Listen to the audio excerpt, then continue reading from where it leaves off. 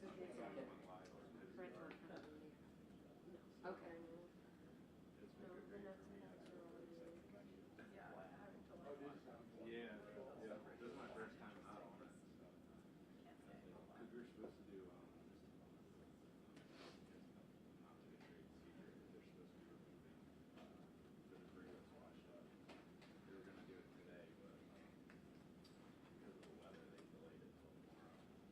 But there's like some huge pieces of like rock and stuff that are just, that they're supposed to pull out with the green. Do you have your Wi-Fi? Do you have your Wi-Fi? Yep. Sorry. No, it's fine. My hotspot's not working. You know what I realized, Case, after yesterday when I had mine, I forgot to turn it off, so we like packed up and it was like, and I just put it back in the box. And I was like, I This is know. going to be a lot of good. this is a break. Well, this one's like the favor wave in a couple of I know. This Probably my wouldn't laptop. if I was wrong. What if we're working on Not work usually? No, not no, no. enough. It doesn't matter. It's useless. We're doing like We are useless. But yeah, it should be. I charged it yesterday, but we barely used it yesterday. Oh yeah.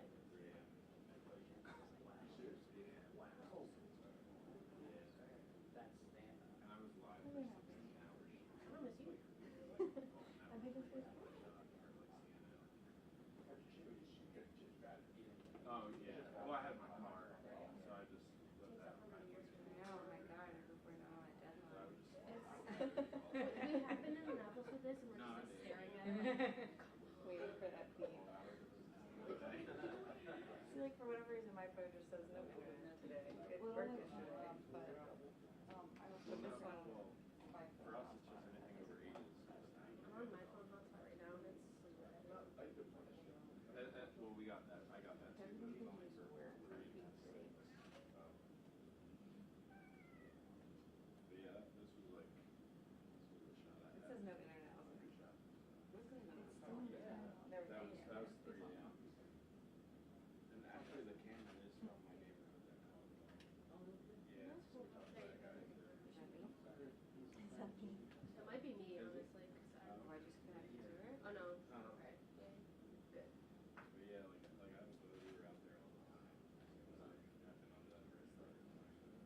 It was just crazy.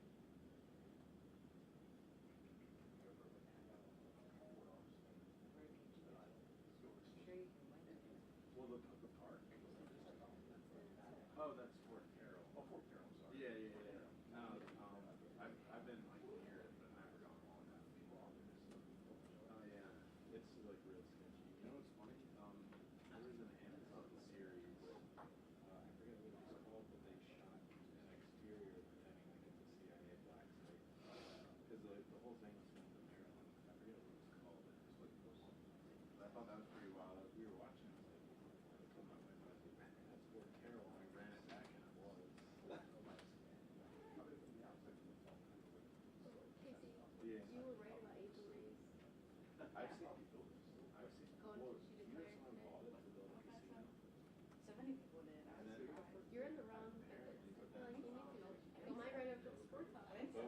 Like art run, like I guess. As long as it only pertains to women's Yeah, basketball. you know what's Listen, they're on the rise. It's in each audience. They wanted it to be general, but they said it was in Baltimore County or all that casinos. It's really cool. Like all that. And I see the people, like some people around there with like GoPros and shot like the inside of it. There's tons of trees or it's like birds everywhere. Yeah, but it's pretty cool.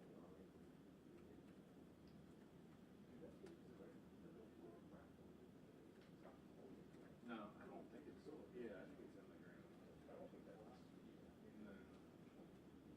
Yeah, it's around there. But it was wild. They built that for one of the wars, and by the time they finished it, it was over. Yeah.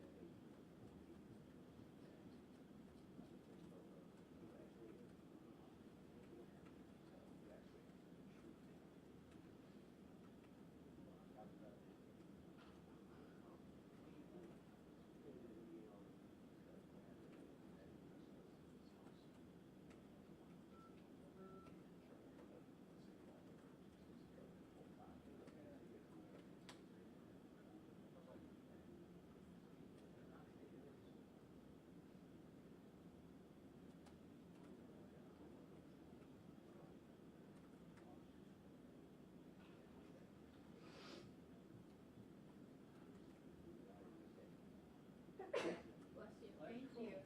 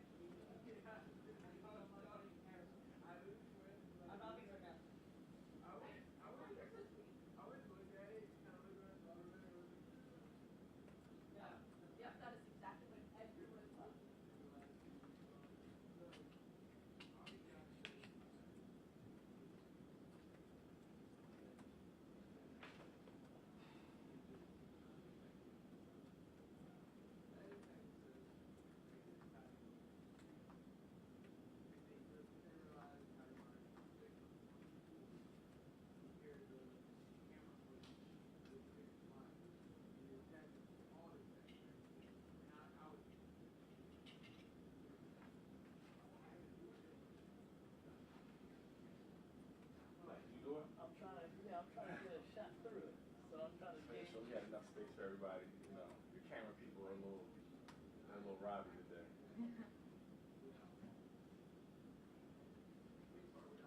Is he about your height? Is he about your height?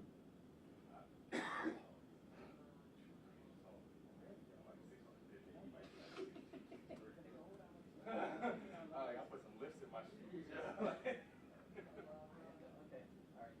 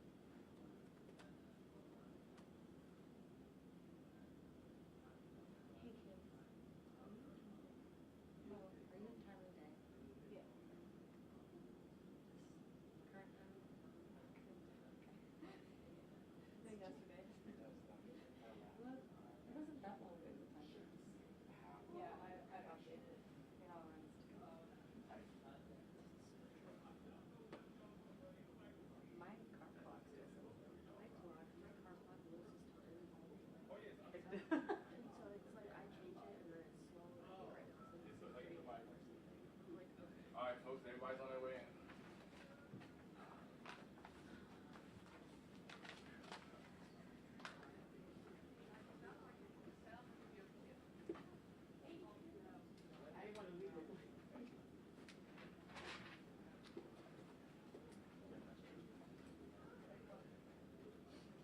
Hello, good morning. Good afternoon. I'm an interpreter. I know it's Jane. Nice to meet you. Hello. How's everybody today? I'm good. Wish it was sunny and 75.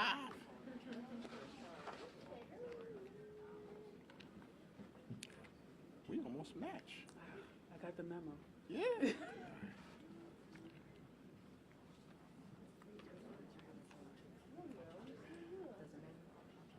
I need Pam so when I ain't saying something wrong. It's already won't be on. It's gonna be right here. If I say something, just Okay.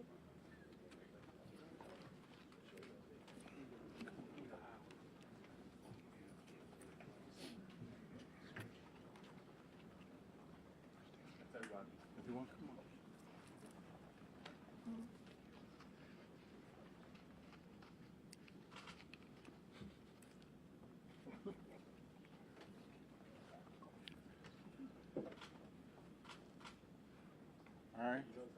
All right, good afternoon. Today I'm joined by the leaders of my juvenile division, my chief Pam Chung, my deputy chief Catherine Rosenblatt, as well as the chief of my major investigation unit, Samantha Mildenberg.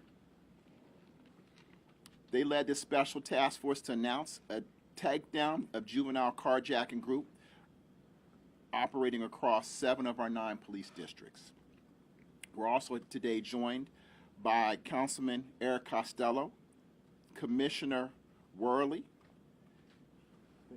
Deputy Commissioner Detective Melissa Wozniak, Warzinski, I'm sorry about that, Warzinski, Detective Victor Liu, Sergeant Ryan Mesmer, and Sergeant John Riker, who were members of a special Baltimore City Police Department task force that was formed along with my team as we pursue this investigation. Their support was instrumental in making today's announcement possible through cross-jurisdictional coordination. We have also representatives from the Community Relations Council, Ms. Phyllis Gilmore, Vice Chair of the Northern District CRC, and Reverend Brad O'Brien, Chair of the Southern District CRC. As part of this 15-week investigation that began in mid to late October of 2023, this was conducted with my juvenile and major investigation units in partnership with the Baltimore City Police Department, this task force. We received numerous complaints about carjackings across the city. We want to thank our state senator for Baltimore City, one of them, Senate President Bill Ferguson. He reached out to me in my office and we talked about in October the number of carjackings that were happening in his neighborhood, and other individuals were also reaching out. However, based on that conversation with Senator Ferguson, one of the things we decided to do was to sit down and really figure out what was going on. I had that conversation with my MIU supervisor, Sam Mildenberg. She also had those conversations with the Baltimore City Police Department, and from there we decided to join together. We are pursuing charges against a group of 20 juveniles ranging in ages from 12 to 17. This group is alleged to have committed offenses working in subgroups of 2 to 8 members. The majority of the incidents occurred over an 8 to 10 week period between October and November of 2023. The alleged offenses include armed carjacking, armed robbery, assault, and handgun violations.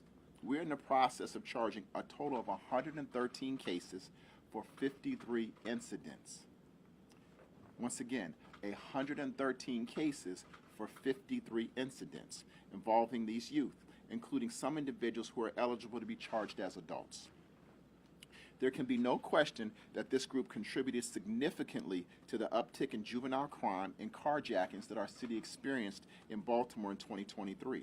In roving groups, these juveniles would commit upwards to sometimes 16 incidents of armed robberies and armed carjackings in just one weekend, many in just one night. In addition to related arrests made during this period, our task force worked to identify the juveniles involved in these crimes across multiple city districts, connecting the dots revealing how the group operated. The investigation exposed a crime spree that would begin in one city district, moving throughout the city. Only the Northwest and Northeast districts appear to have been untouched by this group of juveniles.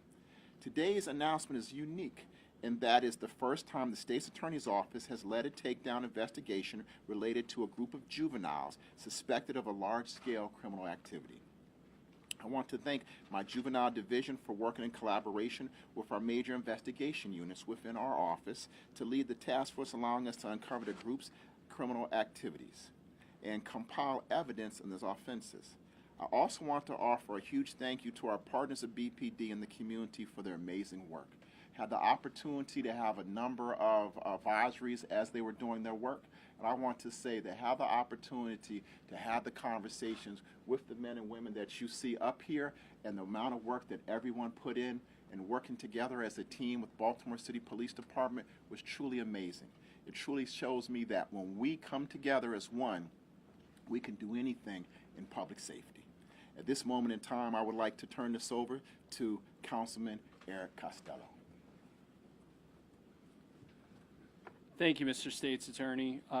First and foremost, I want to thank State's Attorney Bates and the entire office at the SAO for their incredible leadership and hard work on this issue. 53 incidents completely terrorized not just the victims of these crimes, but entire neighborhoods across our entire city. What occurred here is unacceptable, and I'm very grateful, and I know the communities I represent are very grateful to the State's Attorney for his leadership, so thank you, Mr. State's Attorney. I also want to thank the police for their partnership in this. Any insinuation by anyone earlier today that this is somehow the credit of one party or the other is false. Let me be very clear about this.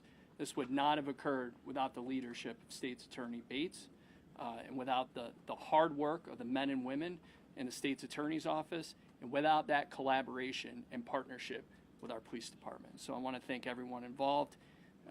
Appreciate you all coming out today. And now I'd like to have our Police Commissioner, Worley.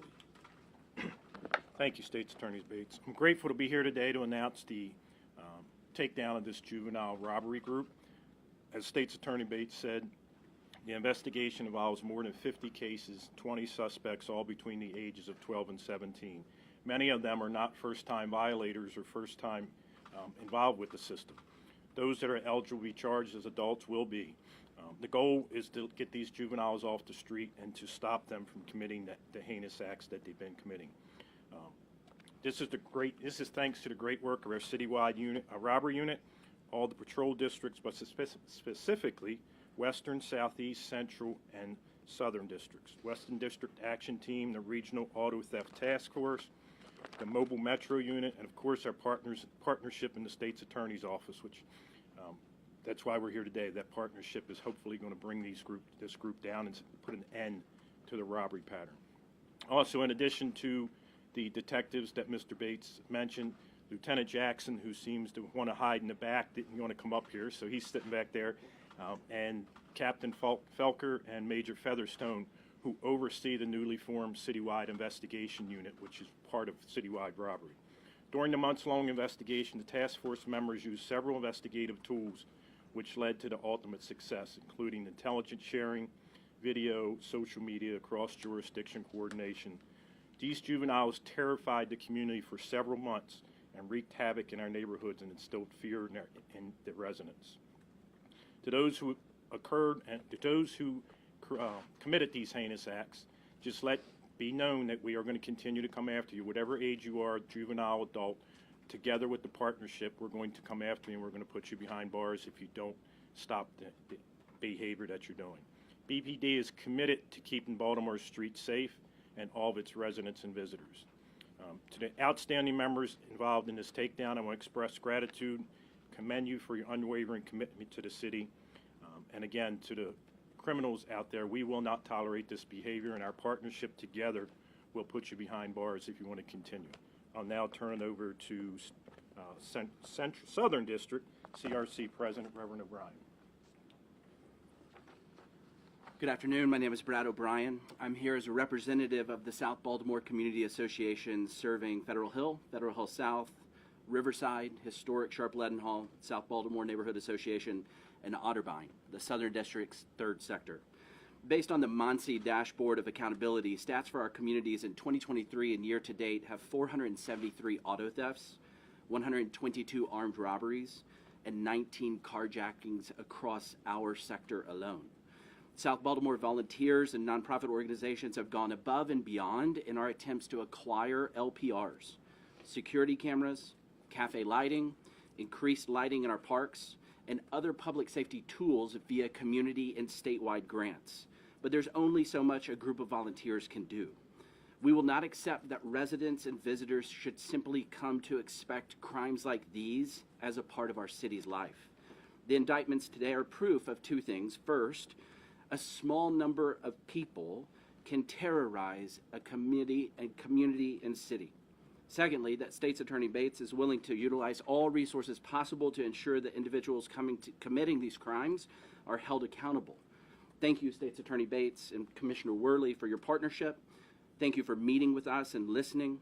State's Attorney Bates, thank you for stewarding your power and responsibility of your office to serve victims and not yourself. And thank you for your effort to ensure that victims of these crimes will receive the justice that they deserve. Thank you. I want to thank you all, and thank you to my dedicated prosecutors, our courageous officers, and our residents for their vital partnership in this ongoing work for public safety in Baltimore. However, while we're here today to talk about this takedown, I want to be explicit and clear that my focus will remain on accountability as well as the victims of Baltimore City. According to our partners at BPD, we already have 84 arrests for juvenile for stolen autos this year to date. I mentioned earlier that offenders in this group are as young as 12 years of age. We must really look at the system which allows this cycle to continue.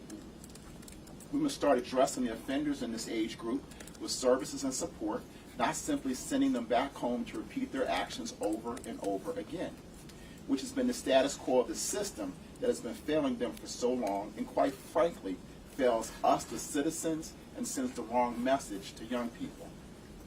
As the wheels turn in Annapolis to make much-needed changes to our juvenile laws, my team and I are committed to advocating for a more hands-on approach for some of our youngest juvenile offenders in order to interrupt the school-to-prison pipeline as early and as effectively as possible.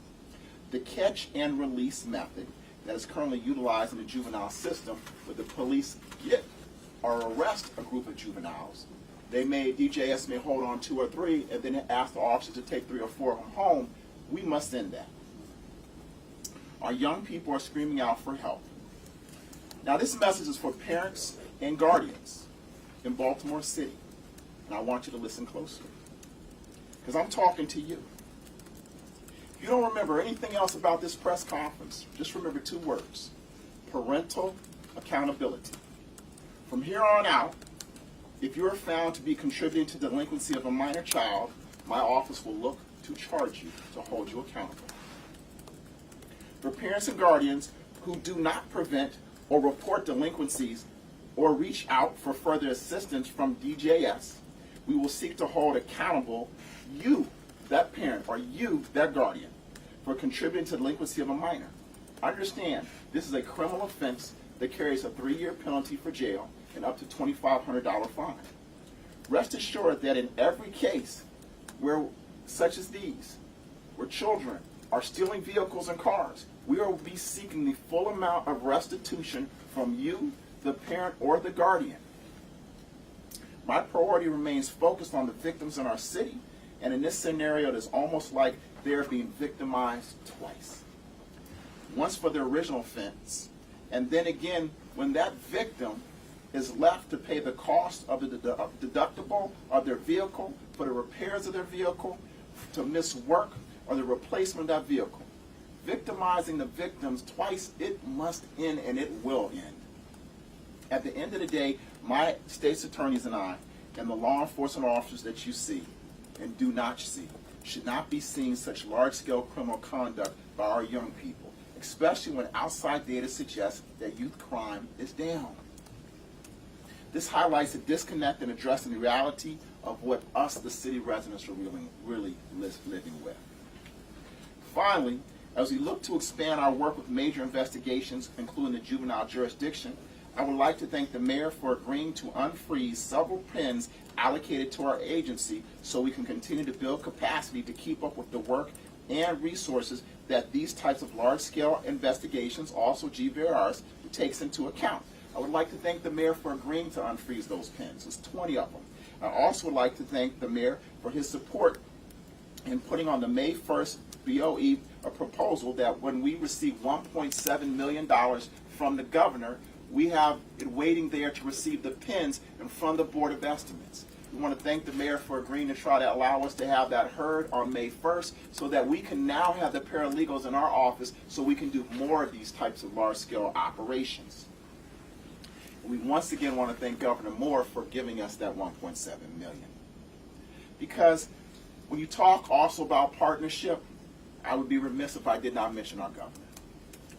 When I called the governor over the weekend to explain to him the takedown and what was going on, we immediately said, what can we do? Those were his words. Mr. S.A., what can we do? How can I help you? And I said, we want to talk about parental accountability. I began to explain this catch and release policy where the police would make an arrest.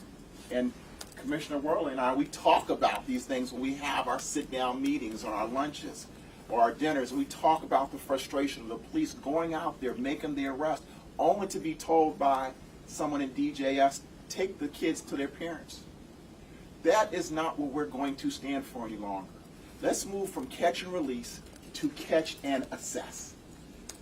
My request is simple to the governor, and I want to thank the governor for hearing this request. Not only did he hear the request, but he immediately sent his team to sit down with my team so we can begin to figure out how we can make this viable. Where one, when the police take a young person home, or when they're arrested, they don't take them home and they're not released, DJS will bring that parent, no matter what that charge is, in, speak to the parent to assess what is needed for that parent to do their job, to support their child. Once they're doing that and they've been assessed, then also DJS is going to allow and tell the parent that you have a couple of main jobs. One, your child has a curfew in Baltimore City. Number two, your child must go to school. Now that they've been told, now we can hold that parent accountable.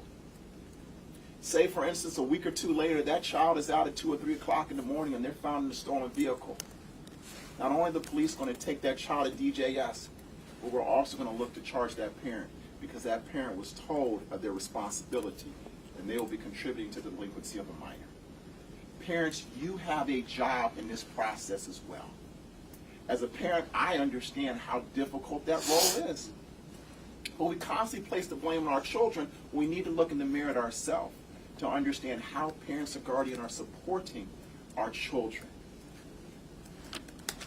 We also have to stop the victimization of the victim. I mentioned restitution, but think about the victim. You're going out to work. As you wake up, you go to your car and it's gone. You call out late for work, or you just don't go to work at all. You have an hourly job and you don't get paid not that day or another day. So you've missed 2-3 days of pay. Now all of a sudden you have to pay your deductible of $250 to $500. If your child is found fast sustained for stealing a car, stealing a cell phone, stealing anything, we're asking for the full amount of restitution from that parent or guardian. Because I don't know about you, but everybody in Baltimore City, if you have car insurance like I do, it has all gone up. So everybody in the city is also feeling what's been going on with individuals stealing cars. This is a collaborative effort, and once again, I thank Commissioner Worley for being a true partner within this process. Now, before I open it up for questions, I have to say a couple things. And I'd be remiss, someone come a little closer. Because this is a juvenile matter, there's certain things that under the law we just cannot talk about. And maybe you may have seen some of the facts, alleged facts, in other material. We cannot talk about that under the law. We will not talk about that. We must maintain the integrity of the cases. I will also say that we do recognize the court has already sat us down previously and explained the rules. And to be honest, we have to maintain the integrity of the cases. So I know the press and everybody wants to have more information, but we are not allowed to give you any more information that we shared today. Anything you may have heard from someone else, you need to talk to that person, but we have to maintain the integrity of the cases so that we can prosecute. We're already concerned in reference to that information being out and the integrity to be able to pursue those cases. So I will open it now for any questions. Out of the 20 juveniles with the pending prosecutions, how many of their guardians are facing any charges, or have you? No. The parental accountability. At this moment in time, we haven't. And part of that is to hold the parents accountable. We have to be able to show that the parents understood what was going on, that they knew the rules. We have to be able to show that. That's what we'll be talking and working with the governor to figure out the best way to give that information to parents and how do we do that. And so the parent accountability is something that we're talking about from this moment forward because we have to do something. We're looking at the system. Annapolis is looking at trying to fix the law. The only people we are looking at are the parents and the guardians. Did the mayor put the case in jeopardy by talking about some of these details? We had a meeting with the judge, and the judge explained to us under the law where you deal with confidentiality that we could not talk about any of the details publicly. And if they did, we're very sure the public defender will file motions to dismiss every single case. That's what I'll say about that. Where is the mayor? I don't know. But we do have a representative from his office who has been a partner in this whole process. So with us, with juveniles, the law is just different. There are very tight, stringent rules of what we can and cannot talk about. And so I'm not going to really, unfortunately, I can't give you any more. What I will say is this, just so that everybody understands the rules. Once the state's attorney's office either does a speaking indictment or we file a statement of facts, statement of charges, whatever's in a statement of charges, a statement of facts, or a speaking indictment, you can ask us about and we can elaborate on. When we file those against juveniles, everything is sealed. The only way that you can ever have that information is when that juvenile is adjudicated in the fact and had the motion to transfer and it was granted in the adult system. Then that case will officially be an adult system.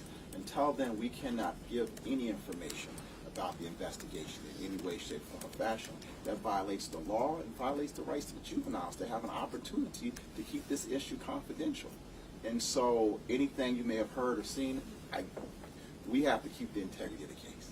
Commissioner, you mentioned intelligence and video, and without jeopardizing the integrity of the case, would you elaborate on some of the other tools that were used to identify the juveniles and ID the so-called clubhouse? Yeah, well, most of them were street IDs, where we catch an individual and the victim identifies the suspect. And then it was other investigative tools, fingerprints, different things that we'll be able to trace and link the young men together, young men and women together, and a lot of video. And what about the so-called meeting place? Can you talk about that? Unfortunately, we cannot talk about that at all. Those are facts that may or may not come into play. I recognize they may be out there, but we will not confirm or deny that at all. Remember, at the end of the day, we've already met with a judge who told us the rules and made sure he reinforced it. And I understand, but we will not discuss whether there was a clubhouse or wasn't a clubhouse or any of those facts. Or any adult, you've mentioned all juveniles 12 to 17, any adults under investigation? Any of the individuals who we would charge in reference to this case, we've charged. I just want to understand the timeline a little bit. So I think you said it was a 15-week investigation. A lot of the incidents are alleged to have occurred in October and November. Is when were the individuals actually charged, and I guess why are we holding this announcement today? I know we're on the tail end of the legislative session. I wasn't sure if that, where there's a lot of discussion about juvenile justice. Well, this is what I'll say.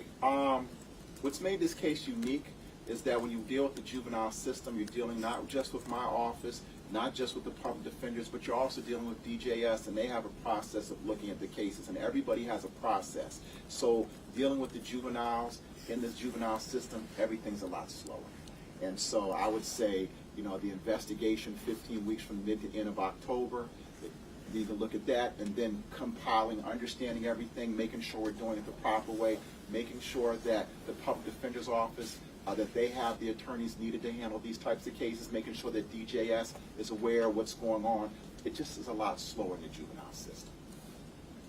Do we think that most of these juveniles were responsible for all of the carjackings in the city? Like, do we expect carjackings to go down or auto thefts to go down? I would say the police have done a phenomenal, and our office has done a phenomenal investigation and focus in targeting and understanding what carjackings these individuals were allegedly responsible for. We're going to continue to look. But the thing that was, I think, eye-opening to everybody is to understand how many they were by a small group.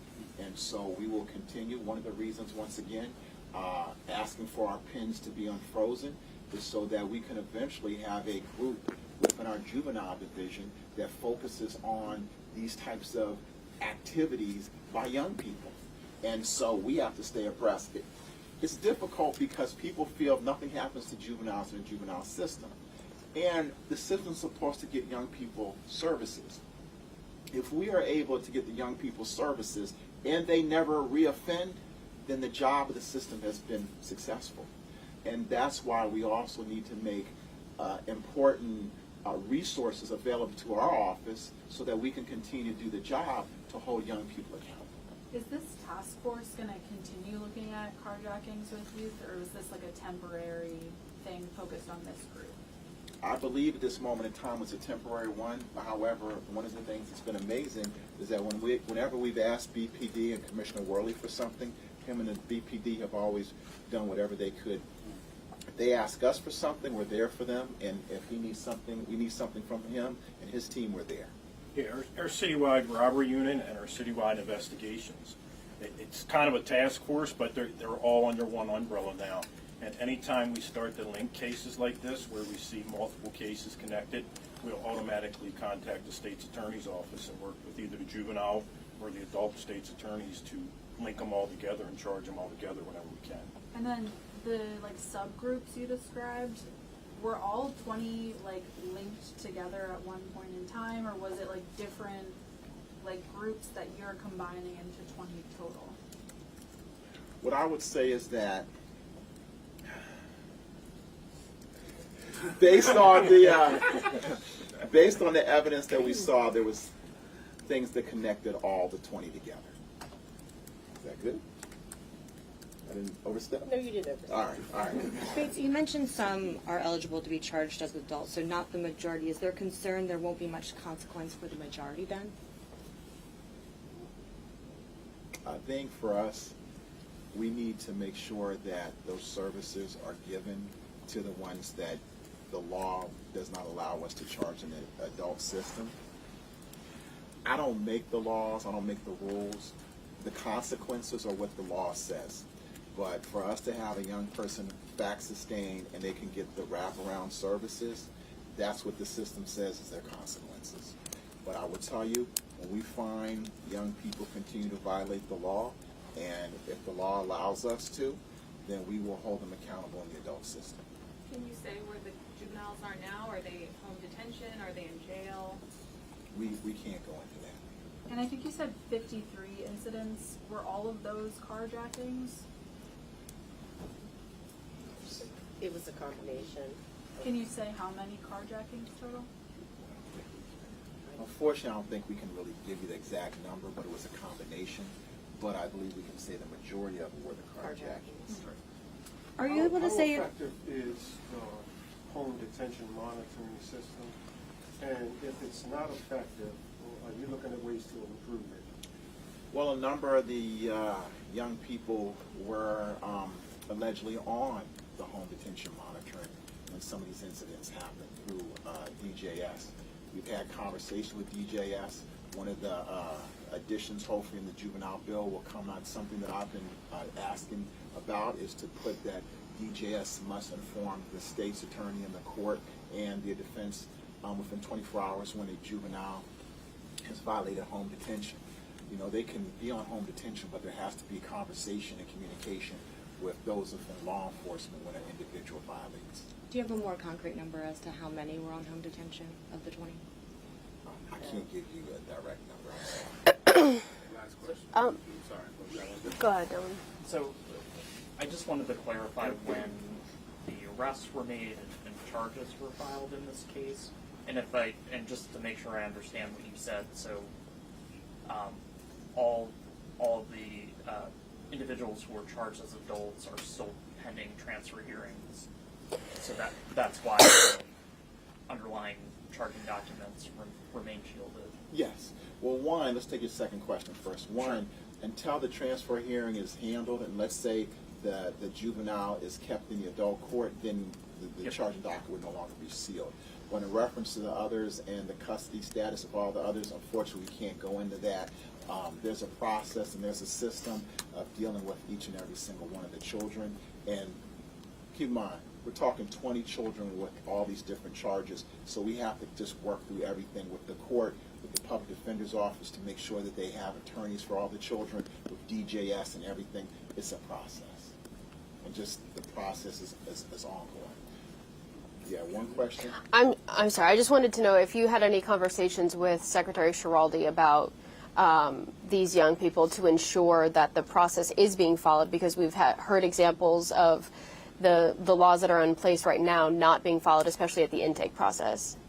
Well, I will say this is thanks to the governor. We were able to have a meeting with Secretary Schiraldi, the Deputy for Public Safety, myself yesterday, and we had discussions about this. We talked about the parental accountability, what that would look like, and what DJS could potentially do. They have decided to, hey, let them talk based on our ideas and what can we do to have a meeting of the mind. But I do believe, based on those conversations, we're pretty close to figuring out what we need, but DJS need to figure out internally what they could really do. But you know, I'm still going to make the ask, because at the end of the day, someone's got to be held accountable, and that's somebody, as far as I'm concerned, has got to be the parents. All right. Thank you. Thanks. Thank you. Thank you all. Go ahead. Go ahead.